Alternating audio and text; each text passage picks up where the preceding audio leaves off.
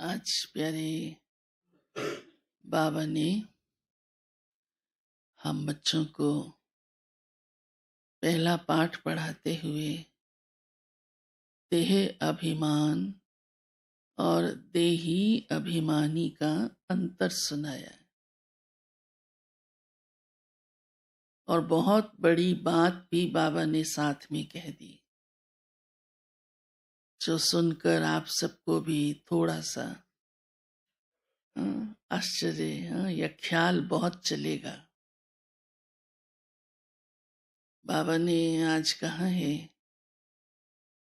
कि मेरे बच्चों में ही कोई आस्तिक है और कोई नास्तिक है। अब ये बहुत बड़ी बात है, बाबा का बच्चा और नास्तिक कहलाए। दुनिया में तो है नास्तिक भी और आस्तिक भी। आस्तिक को भी बाबा कहते हैं वो आस्तिक कहाँ है, भगवान को ही नहीं पहचानते। वो भी आस्तिक चलो मानते हैं, लेकिन पहचानते तो नहीं ना, जानते तो नहीं ना। तो बाबा ने आज कहा है कि मेरे बच्चे जो आस्तिक हैं वो देही अभिमानी रहते हैं। उन्हें ये सदा ध्यान पर रहता है कि देह अभिमान को छोड़ना है और मैं इस देह से अलग आत्मा हूं। इसलिए बाबा ने कहा उनको उनके अंदर भूत प्रवेश नहीं होंगे। कौन से भूत? हाँ, 5 विकारों के। इतनी बड़ी बात बाबा ने कही है। फिर बाबा ने कहा जो नास्तिक है, माना देह अभिमानी है, तो वो नास्तिक है। बाबा ने कहा क्यों? क्योंकि देह अभिमान भूतों की प्रवेशता कराता है। फिर जब कोई भूत प्रवेश होता है तो उस समय एक्टिविटीज क्या होती हैं? फिर साथ में बाबा ने कहा जो आस्तिक है वो ईश्वरीय कायदों पर चलते हैं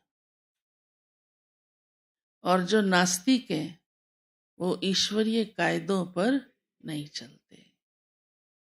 मनमानी हो जाती है ना। बाबा ने ईश्वरीय कायदे भी बनाए हुए हैं, आप सबको अच्छी तरह से मालूम ही है। हर बात की हमारी नियम और मर्यादा है, उसी को बाबा कायदा कहता है।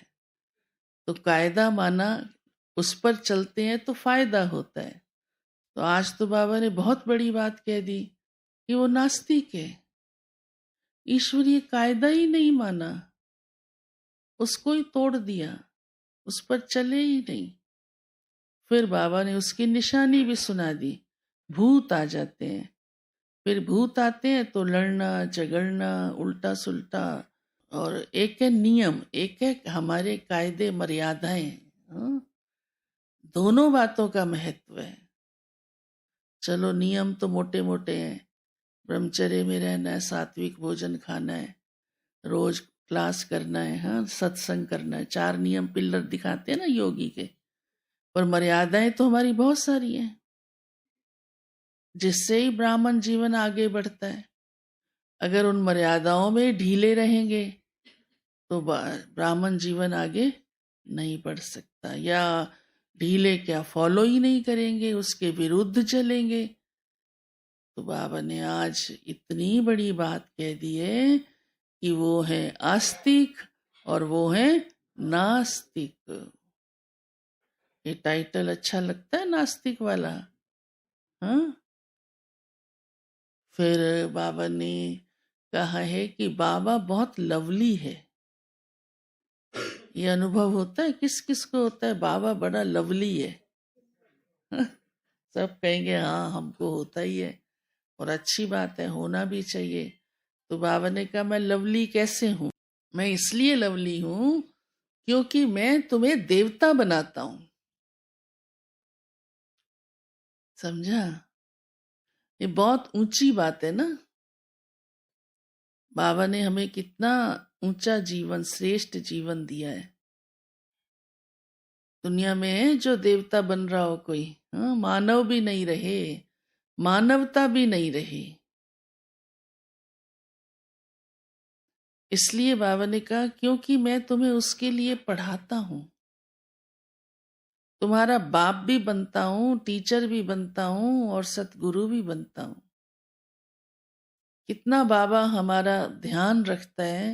रोज बाबा देखो ज्ञान का खजाना, मुरली साकार में जब बाबा रहे तो बाबा हॉस्पिटल में एडमिट थे, तो भी बाबा ने वहां से भी मुरली लिख कर बच्चों को भेजी बॉम्बे से, तो सभी सेंटर्स पर गई ताकि बच्चों को ये ज्ञान का खजाना मिल जाए, वंचित न रहे। और अभी भी देखो कितना हमको साकार का भी, अव्यक्त का भी ज्ञान का खजाना मिल रहा है। ये हमारे ऊपर है, हम उसको कितना लेते हैं, जीवन में धारण करते हैं, ये हमारे ऊपर है। बाबा तो दे रहा है ना, समझा रहा है ना, हम समझें या नहीं समझें ये तकदीर, पर बाबा तो मेहनत हमारे ऊपर कर ही रहा है। इसलिए बाबा ने कहा मैं बहुत लवली हूं। आज की हेडलाइन है, मीठे बच्चे अपने को आत्मा समझ